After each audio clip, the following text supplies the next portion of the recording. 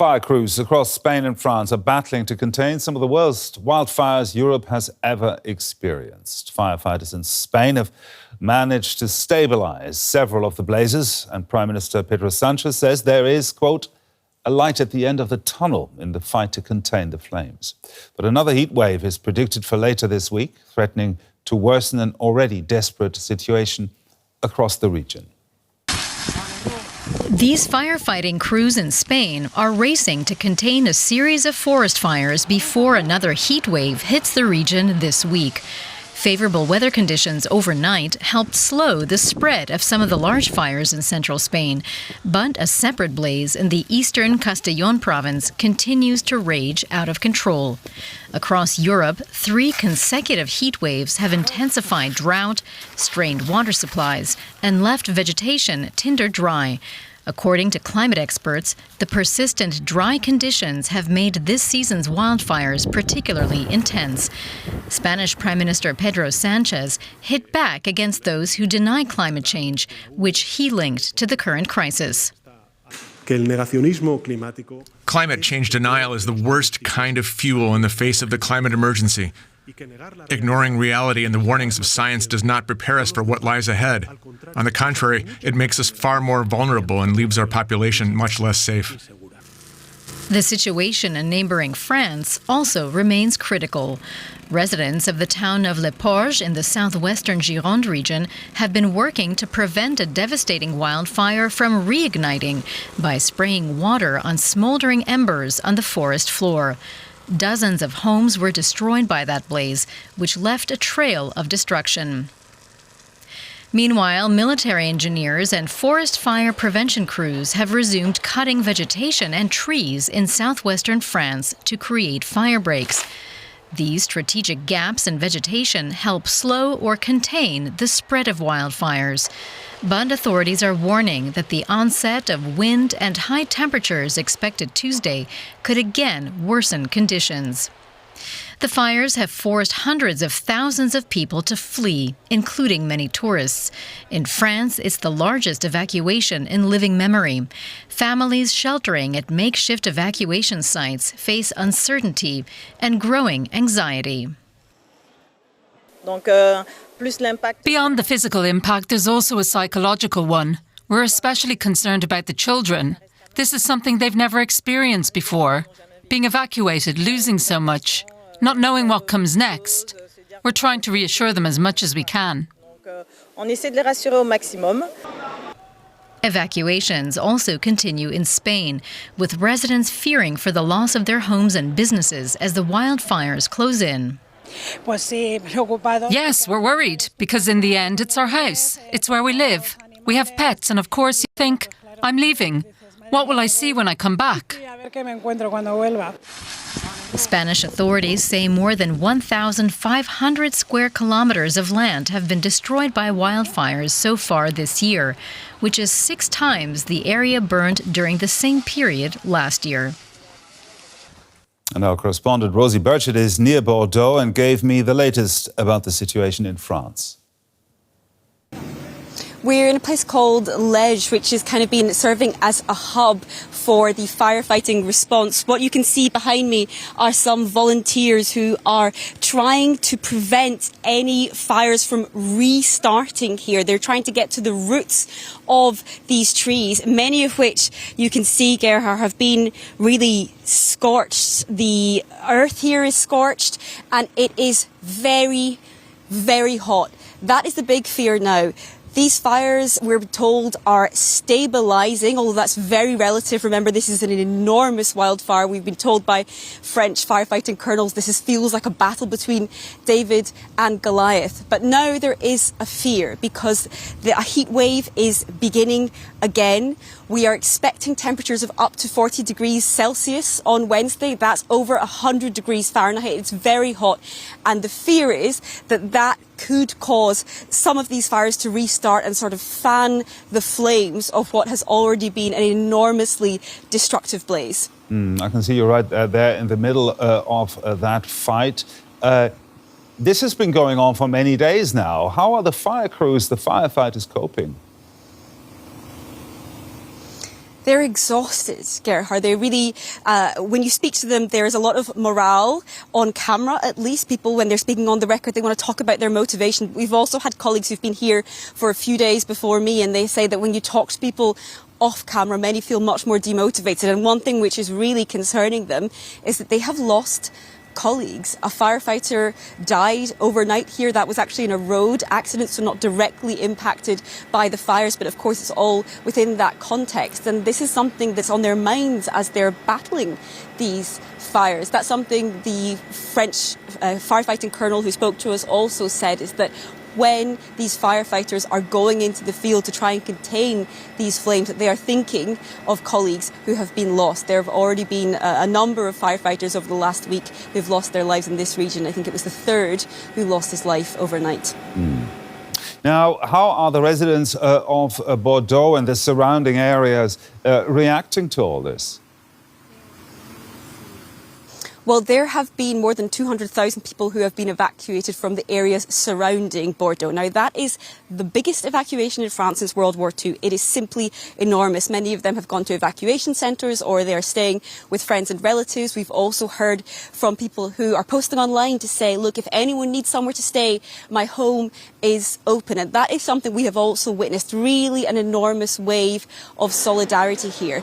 Worth noting that in Bordeaux itself, people aren't really feeling directly in danger just now. We've been told that there's no really imminent threat to the city of Bordeaux, not least because there has been an enormous effort put in place to create fire breaks. So there's been enormous felling of trees around the city itself to try and contain the fires and keep it on the outskirts. And the firefighters seem to think they have done their work well in that case. And that's been in preparation for these very hot days, which are now starting. Now, you've touched upon this, but there's more, another heat wave expected. What role does the weather and indeed climate change play in the coming days? That is the big concern here. What we've been told is there's a fear around what they call a triangle of 30. So if the temperatures reach above 30 degrees centigrade, which they already are, if the winds reach more than 30 kilometres an hour and if humidity drops below 30%, that creates circumstances which are perfect for fires to spread. That is what firefighters are keeping an eye on, and they've already evacuated more people today, especially in holiday villages not very far from here.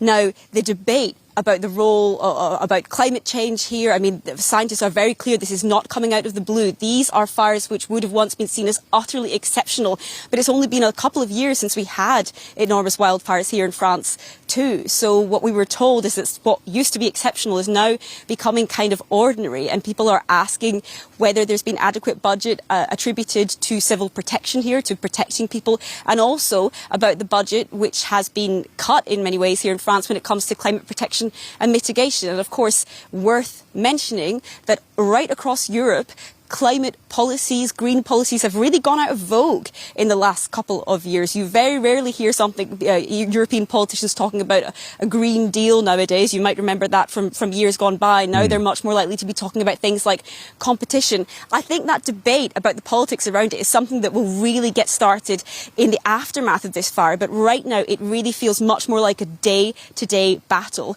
And that is exactly what the residents and firefighters we've spoken to are telling us here, that they're just focused on getting through the day and keeping these flames at bay. Our correspondent, Rosie Birchard there, reporting from France. Thank you, Rosie. And we can now talk to Lindon Pronto. He's a firefighter, an expert in wildfire management with hands-on experience of tackling wildfires like those we're seeing right now in Spain and France. Lindon, tell us about weather conditions in Europe right now and how they are affecting efforts to control these huge wildfires. Yeah, so we just heard about this 30-30 rule. This is temperatures above 30 degrees Celsius, winds above 30 kilometers per hour, and the relative humidity below 30%. And not only is this conducive for fire expanding, it's conducive for what we call extreme fire behavior. So this could be fire whirls, or as some people call fire tornadoes. It can be the absolute rapid expansion and even unpredictable expansion as fire responds to topographic features or fuel. different types of fuel, light, flashy fuels. So what we had is the very wet early season, which created a lot of growth and of these fine fuels. And then we had one heat wave after another across the region. And the heat waves were also so intense that there was kind of these rapid evaporation events. So this kind of flash drought, which has now brought us to where we are here with this cocktail of conditions, which is just absolutely conducive for explosive fire behavior.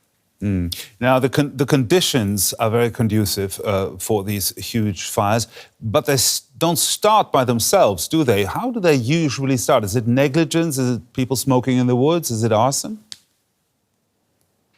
It really depends on the place and the context. Of course, across Europe, over 95% of fires are human caused. Talking about arson as this willful act is not perhaps the biggest problem across the continent. There are hotspots for arson, whether it's Wales, whether it's Greece, southern Italy. But we're talking about a lot of activities that people generally do, out. It could be harvesting activities, wheat harvesting, grain harvesting. When you have these extreme high temperatures and this extreme dryness, even just parking your car on grass, these are small things that you might not think of all the time, but this can start a fire. And once it starts, that's where it makes a difference, is it has now the conditions to expand rapidly. And in different conditions, you might start a fire and it might never make a headline because it stays small and you could easily stamp it out, or the authorities can engage in time. Now, I think you touched upon this earlier, but France is currently seeing the formation of fire clouds for the first time. Tell us about that phenomenon and how it comes about.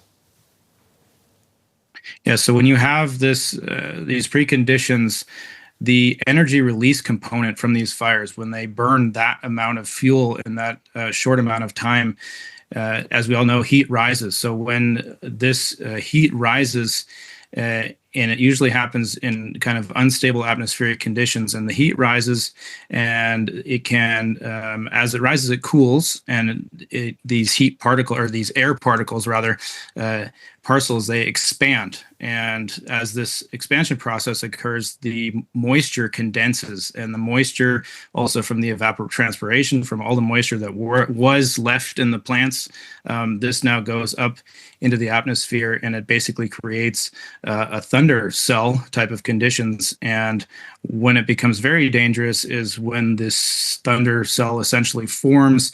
The energy from this can cause a thunderstorm, cause lightning, even precipitation. But the dangerous part is the downdrafts which occur. And so when the weight of that column can no longer be supported by the upward ambient movement of the air, it comes down in the form of basically these extremely erratic winds that can go in any direction. So being underneath that, usually you completely lose visibility on the ground. The wind can come from any direction. It goes in all directions. It's not predictable. All of a sudden, your normal tactics for safe engagement in a fire front kind of goes out the window because you have very little orientation of where the fire is going to move. So will these fire clouds increase the likelihood of the fire spreading as well?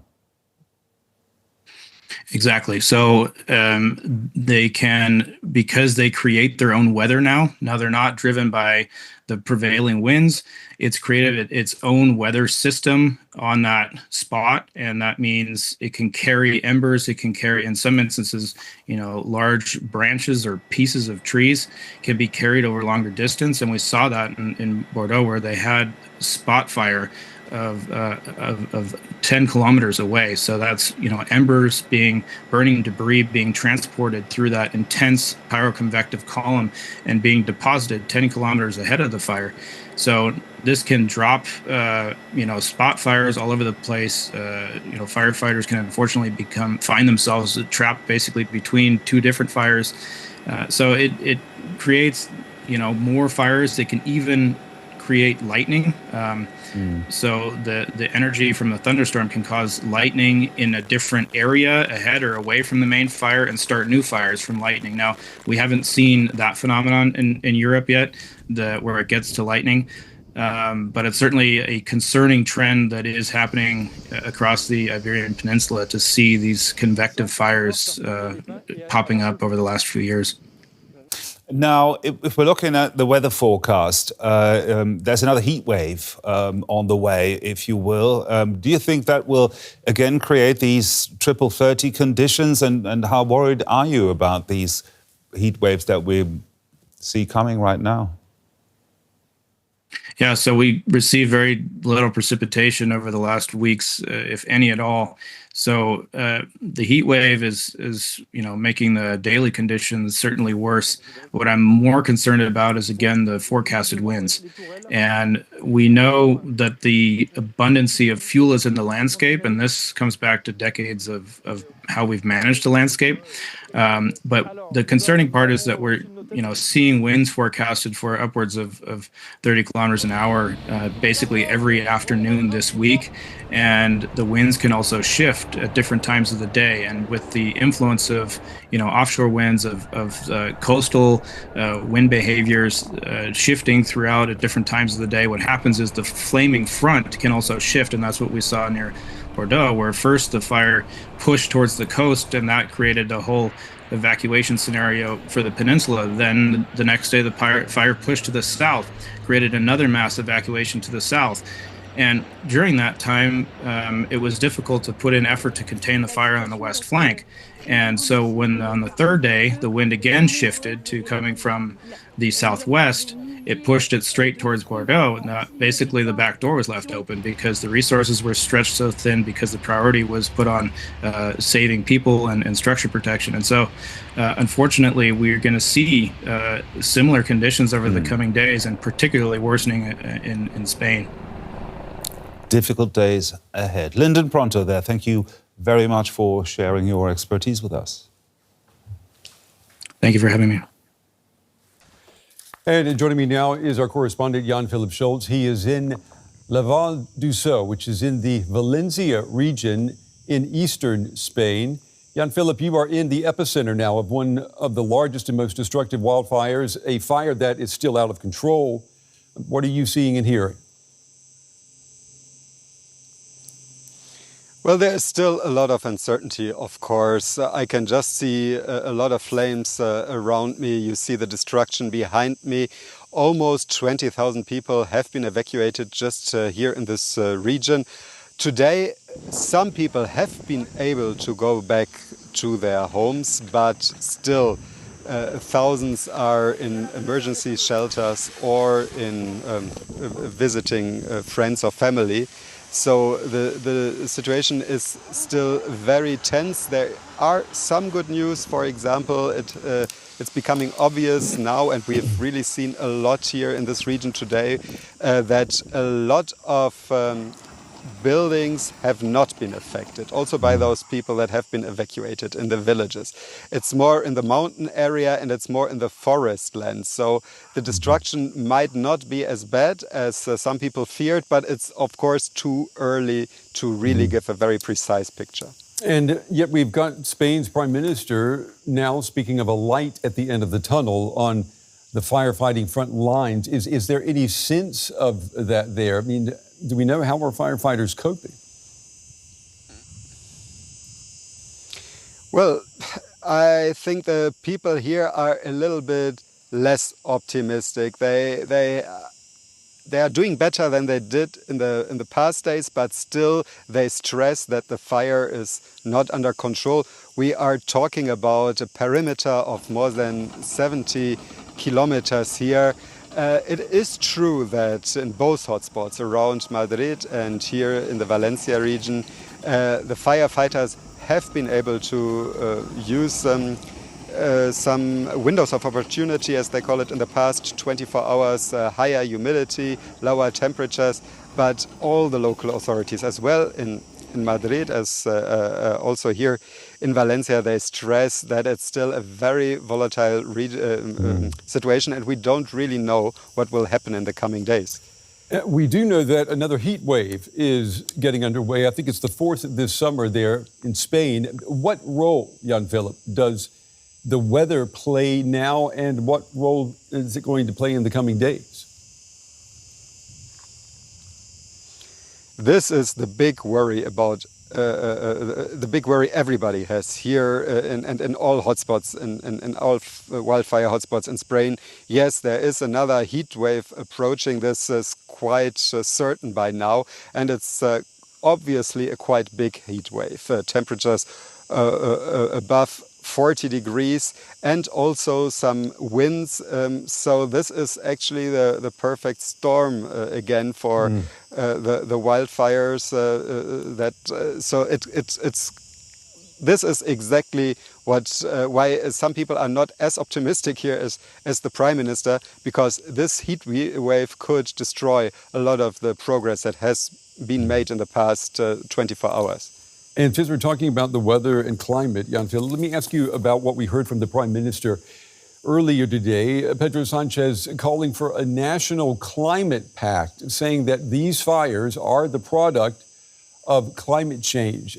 How is that sitting with residents right now?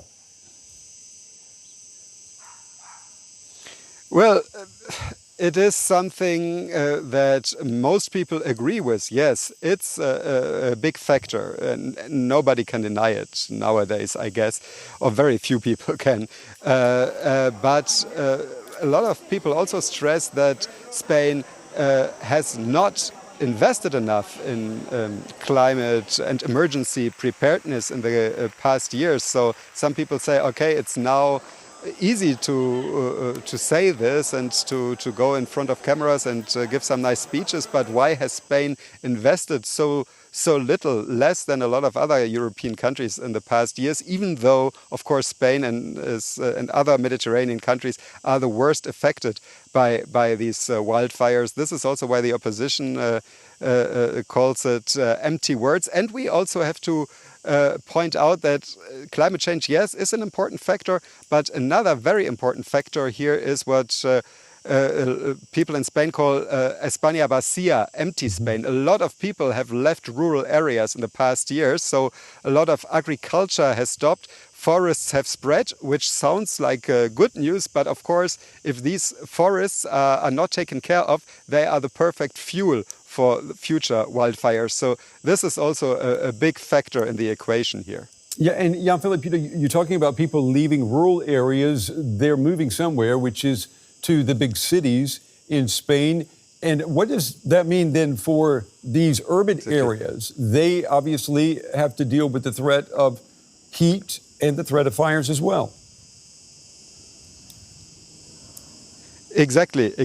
And this is one of the biggest problems. And as we can see also in Bordeaux, in Madrid, also to some extent here in Valencia, those wildfires are often also coming closer and closer to highly populated areas. Here, around 8,000 hectares are affected. It's mainly a rural area, but also some bigger villages and even some small towns had to be evacuated. So yes, it is a big problem here in the region that so many factors come together, and above all these heat waves that have become in the past years much worse in the summer. This is something that gives a lot of headache to many people responsible and to many normal residents as well. Yeah. Our correspondent Jan-Philipp Scholz in the Valencia region in eastern Spain as the fight against these wildfires continues. Jan-Philipp, thank you.